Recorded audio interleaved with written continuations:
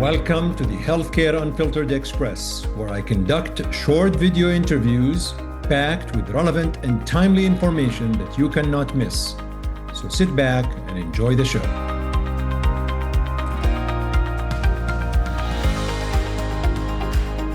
Healthcare Unfiltered Express with the one and only Mark Lewis. Mark, Healthcare Unfiltered Express is a baby of Healthcare Unfiltered, but more of a shorter, smaller, younger baby, where you only get, unfortunately, 8 to 9 minutes. I mean, that's how it works.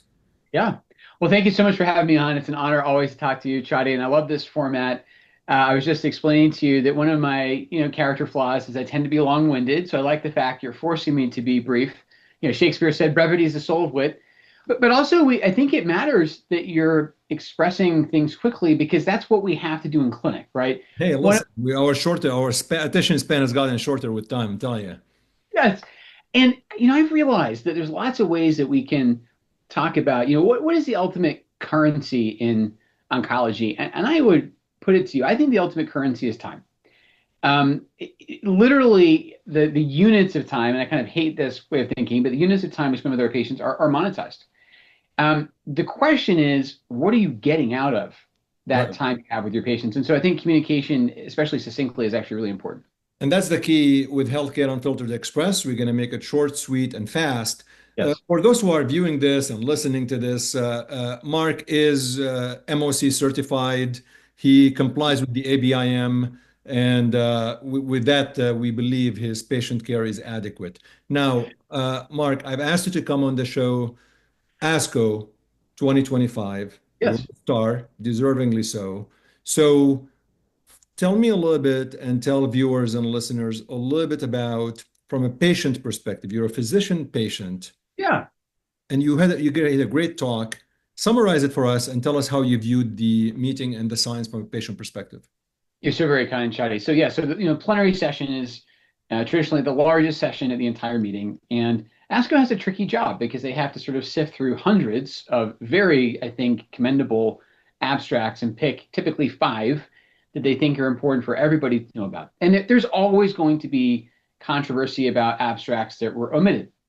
So, for instance, this year, an abstract that got a lot of attention in my field, GI oncology, was the challenge trial of structured exercise truly as adjuvant therapy. And as many others have said, if exercise was a drug like exercisamab, it would likely have received, I think, the attention it deserved. So putting that editorial comment aside, the ASCO Organizing Committee, and I want to give particular thanks to the president of ASCO, Dr. Robin Zahn, and then the president of the Scientific Organizing Committee, Dr. Erica Hamilton. They said, okay, Mark, at the end of the plenary session, and frankly, because you're a patient just as much or more than you're a physician, we want you to come up. We want you to summarize the 5 studies, which again covered a variety of diseases, as we'll discuss. Colon cancer was up there, yes, but also breast cancer, gastric cancer, and then even a blood disorder, polycythemia vera. They said at the end of this, we want you to come up, not really even as a content expert in these diseases, but as someone that can communicate with patients because you are one. And as I told you, Chadi, I wasn't going to say no to the presentation. But as soon as I said yes, I thought, well, actually, this is quite challenging, partly because of the time allotted, and partly because of this. You and I, and our colleagues, with the very best of intentions, as we go through our training, and especially as we start to specialize in oncology and even subspecialize in our little niches, we start to accept jargon. We talk to one another in this shorthand, and we forget that to the outsider, and specifically I mean the patient, it sounds like complete gobbledygook. Like it sounds like alphabet soup, some of the things that we say, let alone our drug names or our trial names. So my real point at the very beginning of the presentation is we often have to design trials with surrogate endpoints. So for instance, 2 of the studies were in the adjuvant setting. It's actually entirely appropriate for an adjuvant trial that the endpoint be disease-free survival. But it's important for patients to understand, first of all, what do these acronyms mean? What is DFS? And also adjuvant, and I said this on the stage, when I first heard about adjuvant therapy, Chadi, as an oncology fellow, I thought, how am I going to do this, first and foremost? How ethically can I give treatment to a patient with no measurable disease? Like, how can I do that and comply with first do no harm? And then on the patient side of things, you and I know, oftentimes a surgeon trying to reassure the patient will say something after an operation like, oh, we got it all. Well, that's great. But if you got it all in the OR, why on earth is the patient going to come over to medical oncology and then accept something toxic, right? Those two things are almost irreconcilable. So my first point to the entire group was, in the adjuvant setting, it is appropriate that our bar for evidence of benefit should be the highest of any context where we treat people, because really what we're taking out is insurance policies. We're offering them treatments that can be potentially toxic because we know some proportion of those patients stand to benefit.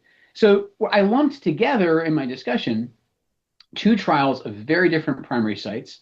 Atomic looked at the benefit of an immunotherapy atop standard chemotherapy for certain patients with stage 3 colon cancer. And then Nevo post-op looked at nivolumab atop traditional chemo radiation for certain patients with head and neck cancer. But in both cases, it was the adjuvant setting. And so my real point was let's step back and realize what a bizarre decision faces these patients.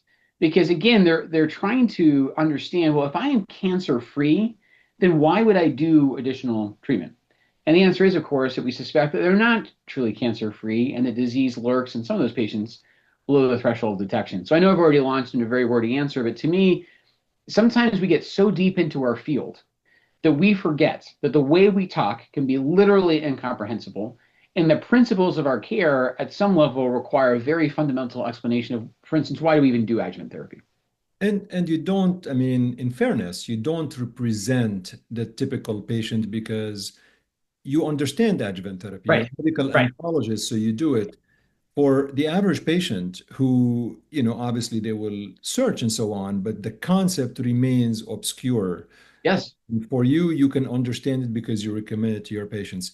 So you were able to simplify the concept of adjuvant therapy using this. What is the other concept that you wanted to address from a patient perspective? The other concept I wanted to address actually, Chadi, came up in the Serena 6 trial, which I think is a very progressive trial in the breast cancer space. And as often is the case in solid tumor oncology, I think our breast cancer colleagues are really at the cutting edge. They have an incredibly savvy and self-advocating group of patients that they take care of. Breast cancer patients for years have self-segregated by tumor type. Like they know, oh, I have hormone receptor positive disease, or I'm HER2 positive, or I'm triple negative. They almost start to conflate their own identity with these biomarkers of their cancer. So my point is already a very, very savvy patient population.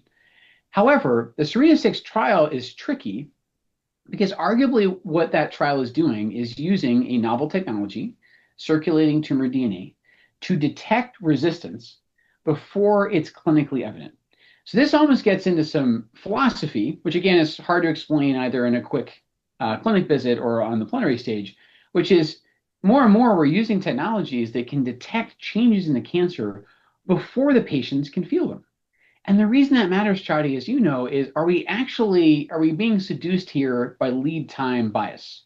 So I think what the investigators of Serena 6 showed is, yes, you can use ctDNA to detect in that patient population incipient resistance to aromatase inhibitors, and you can switch them over to a selective estrogen receptor degrader. That's not even really my point. My point was we're telling patients there's a problem before they can feel it.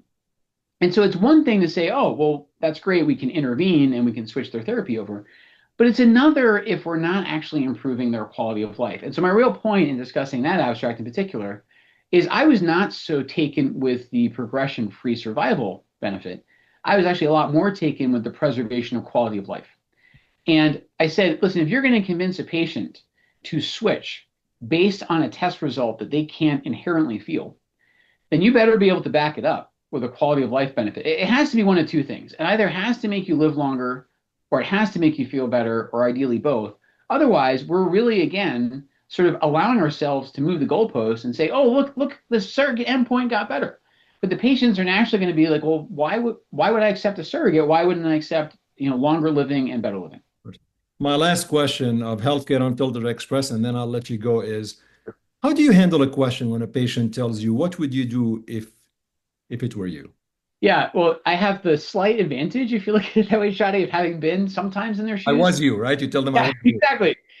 No, I have to say that when I'm asked that question, which is frequently, I always point out I have never had yet, I might, but I've never had yet chemo or radiation. So really, my entire experience as a cancer patient has been in the operating room in terms of treatment.